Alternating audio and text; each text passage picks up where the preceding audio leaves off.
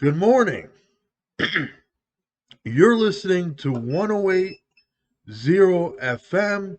This is your host, Michael J. Long, host of Michaels Libertarian Pizza Party, and thank you for joining me. I appreciate it. So, I'm going to give you guys today some concrete ideas on how to retain and preserve the Medicaid, Medicare, and CHIPS program. I think CHIPS is a program for children that are not eligible for Medicaid or Medicare. But I think for at least for but and this is if you're on Social Security and all that, right? So how do we keep it from going bankrupt from government? And, what can we do to fund it so we're not being forced to fund it? We're doing it on a voluntary basis. Well, first of all, I got some ideas, and I'm going to share them with you today. So, first of all, right, Medicaid, Medicare, Medicaid, I think, is managed by the states, and you have Medicaid, Medicare, which is managed by the federal government, and I think CHIPS is managed by the states or by the federal government. I don't know which, but I think it's given to children that are not eligible for Medicaid or Medicare, but have a valid reason that they have to be on it or something like that. It's like I don't know. So, anyways, I think I'm going to focus more on Medicare and Medicaid. And I think what we should do is reserve those programs for people who truly need to be on it, but allow the free market to compete against those programs so that you have more options and more choices in the marketplace for such programs. And I'm not talking about Obamacare or whatever. I'm talking about actually allowing the free market to compete against Medicaid, Medicare, CHIPS under Social Security and whatnot. So Medicaid, Medicare, CHIPS, Social Security. Now, for the retirement people, what we do is we gradually increase the retirement age and phase it out for until all the seniors die off and whatnot, right? And then we transition to private contributions, and so instead of funding those programs through taxes, we fund it through private contributions and private charities. They would still be government programs, but now they would be funded by private charities and private funding. So donors, private charities, through 501c3s, people interested in reserving those programs could then donate to keep those programs going, right? Because they serve a purpose since they've been serving a purpose since they've been established for people with disabilities in the 70s, and you know I you know you know but I think we should have more options in the marketplace. And as you know, those programs are going broke because we're constantly paying for it tax with tax dollars money, and and we're spending it. We're putting everybody and anybody on it. And I think with Social Security income, that's mainly for people who are on low income. So what I'm saying is if we have more options, if we allow the free market to compete, and we still have a free market, but it's very limited. But if we free up the marketplace, we allow the free market to compete against those programs, and we have private charities, and in the meantime, we pay for it with the fair tax instead of the income tax. We get rid of the income tax, whatever, right?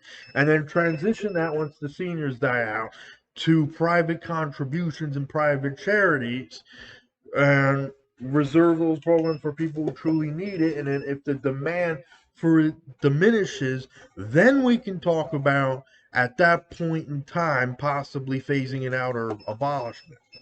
But I don't think now is the appropriate time to abolish Medicaid, Medicare, CHIPS.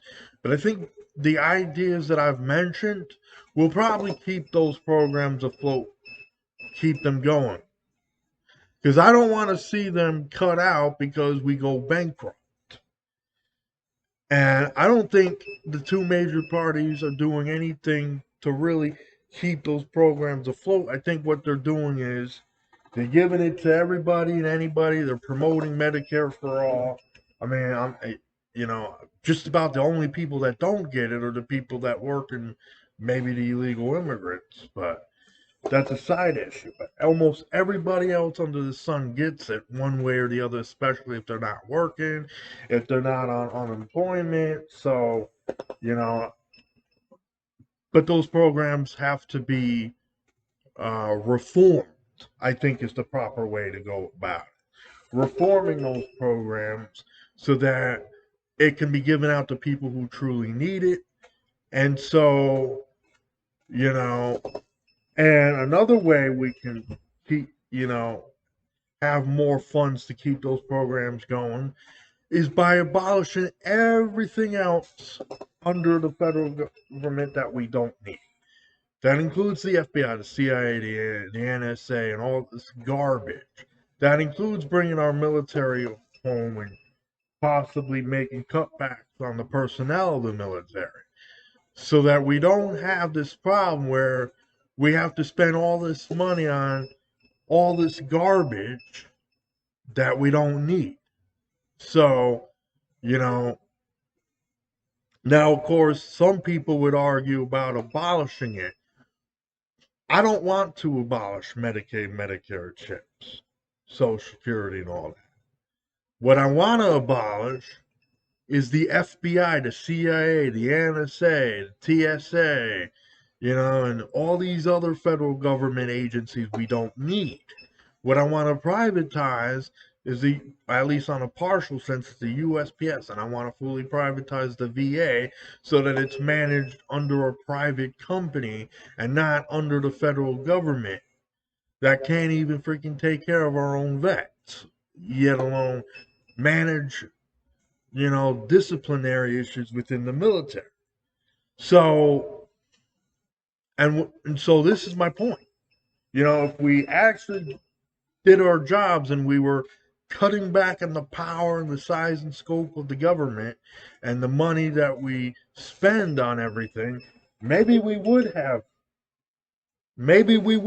more money to, manage the programs that I mentioned: Medicaid, Medicare, CHIPS, Social Security. Well, they're all under Social Security, but you get my point. So one idea, of course, that I've already mentioned, right? Gradually increasing the retirement age, and then when they all die out, in the meantime, funding it through the fair tax and not through the income tax, which is a complete ineffective and most complicated tax system I've ever seen. So having a reform in the tax system so that we have the fair tax. But we're going to need some level of taxes unless we decide we want to unless we want to donate for Congress and the president or whatnot. But I think in the meantime, until people are ready to make that transition, I think the fair tax would be a good way to go about it. And I think we can, at some point, once the senior citizens die out or whatnot, transition Medicaid, Medicare, transition the funding to private donors, private charities. Then at that point, we can fund Medicaid, Medicare, CHIPS, Social Security through private contributions, through private donors like you and me. We donate like however much money we want for people that we want to give funding to keep those programs afloat, and we'll donate the money that we feel is appropriate for them. Instead of, we got to pay taxes for Medicare, we can transition that to private funding so that you have an option, so that you can decide for yourself whether you actually want to pay for those programs or not. And then if we have the free market competing against them, then we can say, well, if we don't want Medicaid or Medicare or CHIPS for, myself, so and so if you're autistic or your children that might have some kind of disability or whatever, then maybe you go with program XYZ, let's say, or ABC doesn't work for you, go with XYZ. If that doesn't work, maybe you go with DG, whatever. I don't know. Whatever the program is, whatever programs you can find in the free market, and whatever works for you, right? So that I think is my point, you know. And then like we can do a lot. We can focus more on reserving those programs and having some type of welfare reform so that we're not just giving those programs to people who don't need them, or we're not just, whatever. So I think that's my point. There's a lot of people that abuse the system with Medicaid, Medicare chips, Social Security, and whatnot. It's a lot of people that don't need to be on it, and the people who truly need to be on it have to go through all this rigmarole or whatnot. Um, so even with DSS, the Department of Social Services, or whatever it's called in other states, how come they're the only ones that get to distribute these services? Why can't we have other free market companies that can distribute those services? You know what I mean? So, I mean, what we got now is a mess, and with New York State and Medicaid trying to make, cutbacks, it interferes with the rights of those that are on those programs. If they want to take a Medicab and they have a specific Medicab company they want to take, oh, you got to take the bus if you're in the bus route or bus line. Oh, you got to take this taxi cab instead of the cab that you want because this, and this, because we're trying to save money. So it becomes a problem. And I think that's where, or you don't qualify for this program, but you qualify for that, and blah, blah, blah. We're not going to fund this or we're going to fund that, but blah, blah, blah. I don't know.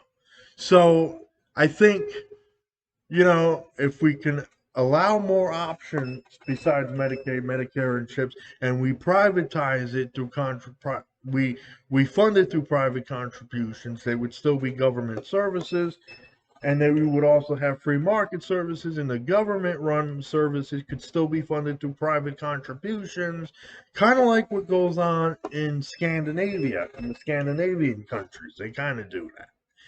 And then at some point, we could say, if the demand for the so-called government-run Medicaid, Medicare chips, Social Security diminishes because there's so many other choices and options that are far more effective. And right now, we don't have that. But if that were the case, then we could have that conversation of maybe, all right, let's talk about whether or not we want to abolish Medicaid or Medicare chips. But at least then you won't have so many people dependent on it like you do now. So it's not like we're coming in there saying, oh, yeah, we're just going to get rid of it because we're a bunch of anarcho capitalists and we said so. So if the Libertarian Party gets elected, that is, and we elect one of those guys, we would be screwed if we don't already have a transition plan. But what I'm bringing about, what I'm advocating for right now is for reform. I don't favor abolishing those programs, at least not until the demand for such is diminished. So I want to address the issue of dependency before we even get close to abolishing those programs. Because even people like me are dependent on it, and my twin brother and whatnot. So I really think that we should take a closer look at what our options are.